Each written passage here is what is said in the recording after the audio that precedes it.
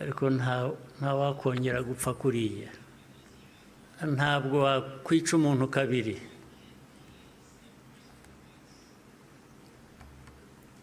Ubigerageje azakwica mbere yo kumwica. Ubwo turi aha mutureba, bamwe bajya bashinyagura bavugira hanze. Igihugu cyose, igihugu cy'u Rwanda ureba, ntabwo gishobora gupfa kabiri.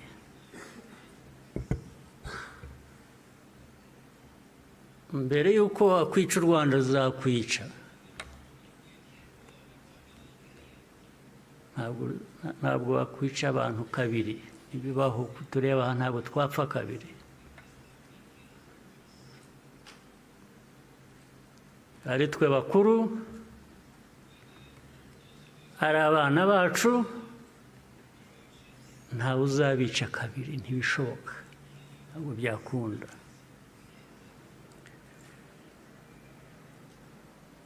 Tuzabaho nk'uko abantu bakwiriye kuba babaho, nk'uko abandi abari bose babaho, byanze bikunze, ntawe twabisaba kubaho, ntawe.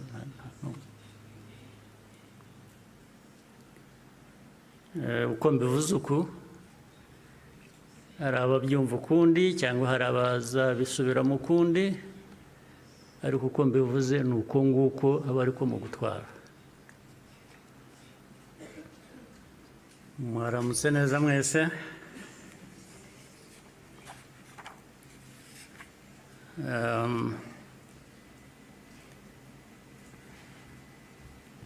Ngira ngo mpere ku ingingo yo kuvuga ubuhamya Minisitiri Bizimana yatugejejeho. Hari ubundi buhamya burebure burimo amateka akomeye Theoneste nawe amaze kutugezaho. Ibyo twumvise byose bifite aho bishingiye. Ni ukuri abafite uko babihakana cyangwa babihakanya, ngira ngo bafite akazi gakomeye kugira ngo uhindure amateka nk'ayo y'abantu nk'abandi, uyagire uko ushaka, yaba mu gihugu hano, byaba hanze, cyane cyane niho bakunze guhindura aya mateka yacu ku mpamvu zitandukanye.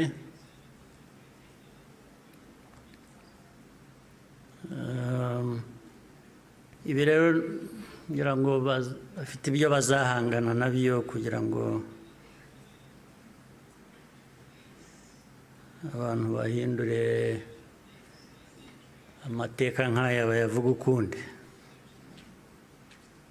Ariko icyo navuga nk'ibyo Theoneste yavuze,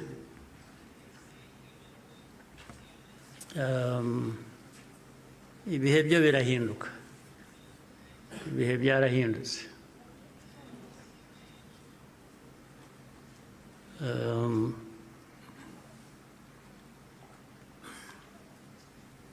Nta uzongera gupfa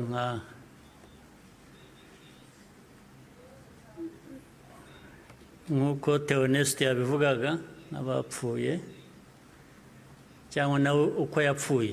Buriya yarapfuye, kuba ariho ni nko kuzuka, ariko nta wakongera gupfa kuriya. Impamvu kandi mu zindi nyinshi.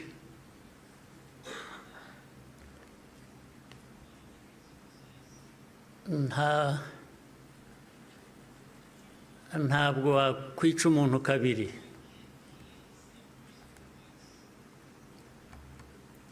Ubigerageje azakwica mbere yo kumwica. Ubwo turi aha mutureba, bamwe bajya bashinyagura bavugira hanze. Igihugu cyose, igihugu cy'u Rwanda ureba, ntabwo gishobora gupfa kabiri.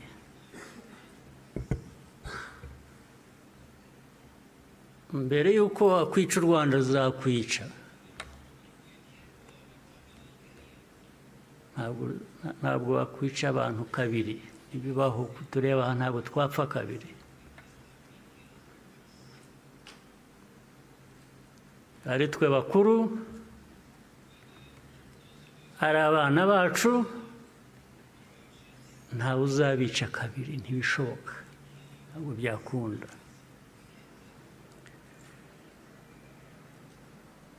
Tuzabaho nk'uko abantu bakwiriye kuba babaho, nk'uko abandi abari bose babaho, byanze bikunze, ntawe twabisaba kubaho, ntawe.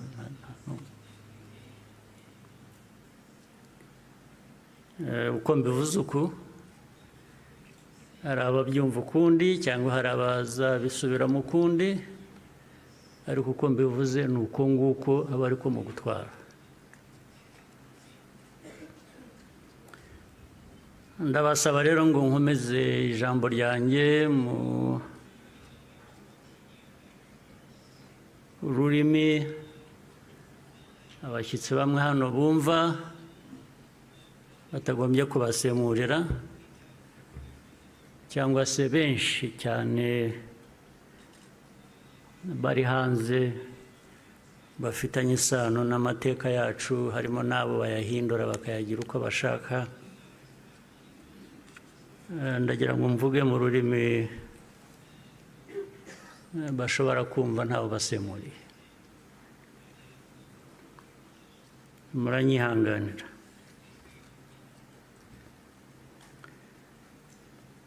Today, we gather again in remembrance to everyone present and watching online. Thank you for joining us on this important day.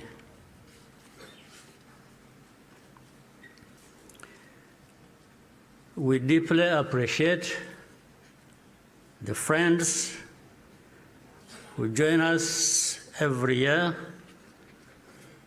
in person or in spirit without fail.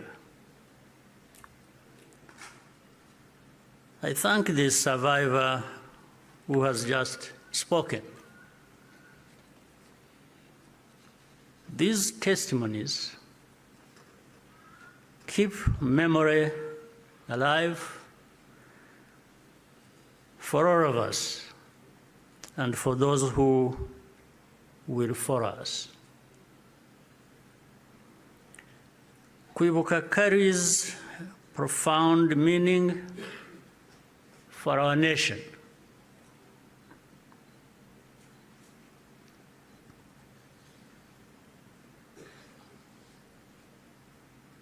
It is how we confront and overcome the divisions that nearly destroyed us. This day empowers us all. We draw on the strength of survivors who provide the reservoir of humanity that feeds our nation's soul.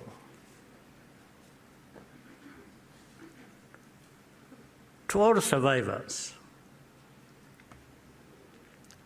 know that you are not alone. We stand with you always. Everything we have achieved was only possible because all Rwandans decided to join hands in a common purpose. We honor the role played by every Rwandan in our country's rebirth. The reality of the genocide is clear for all to see. The ringleaders were convicted in international courts with rigorous evidence. The Gacaca process documented the course of the genocide in every single village and neighborhood in Rwanda.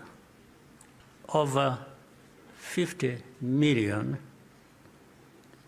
handwritten pages were produced during the 10 years of Gacaca.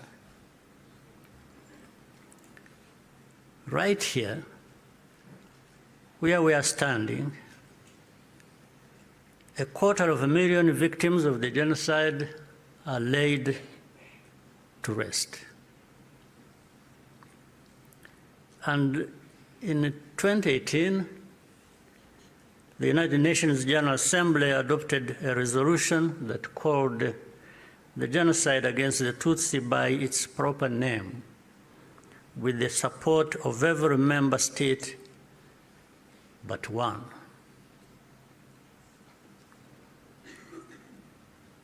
The truth is undeniable, and yet we still find people sowing doubt and twisting the facts up to today. This is not just a matter of ignorance, but something much deeper. It means that the risk of seeing history repeat itself is a constant danger. If we allow ourselves and our friends to become indifferent. Genocide denial begins long before the genocide itself is committed. There is a pattern of looking away from the warning signs or taking them lightly. Hate speech turns into hate acts, dismissed as expressions of popular discontent. Behavior that should be immediately condemned is rationalized and minimized. The preparations are masked by narratives of popular grievance and fear. In the process, a moral equivalence is created between the targets of the genocide and the planners of it. All of these elements were present in our own story. There are some who pretend that the genocide against the Tutsi was a spontaneous event. That's not true. It was carefully prepared and carried out in plain sight.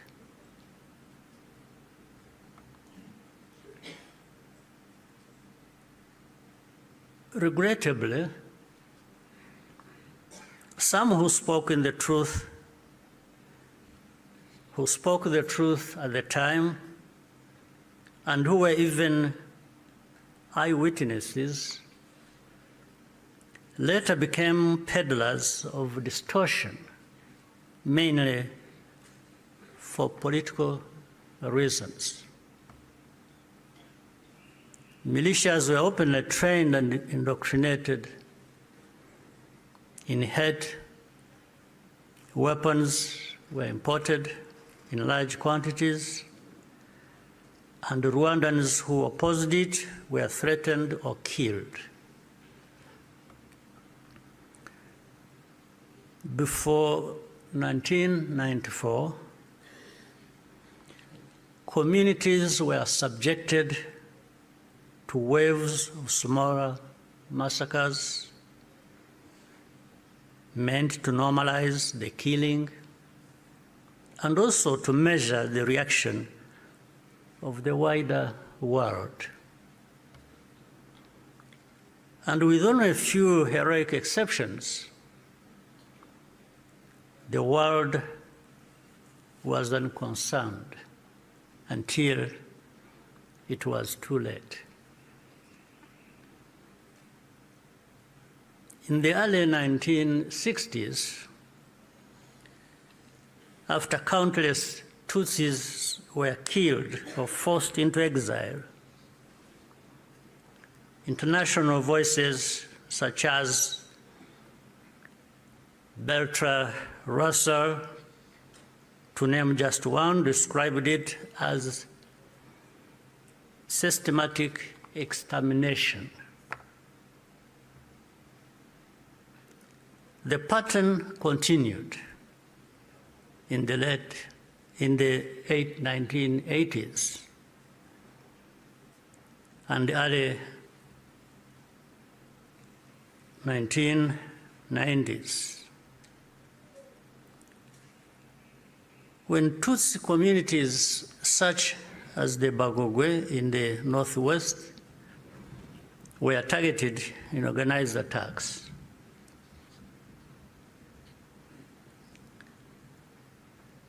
in 1993, a commission led by Jean Crabonnier investigated these atrocities. After documenting mass graves and the involvement of state authorities, they concluded that a genocide was being prepared. In the same year, the UN Special Rapporteur, Bakri Weli Ndiaye, warned that organized propaganda portraying the Tutsis as enemies was spreading openly, helping prepare the population for mass violence. In January 1994, the command of the United Nations mission in Rwanda sent a fax back to headquarters in New York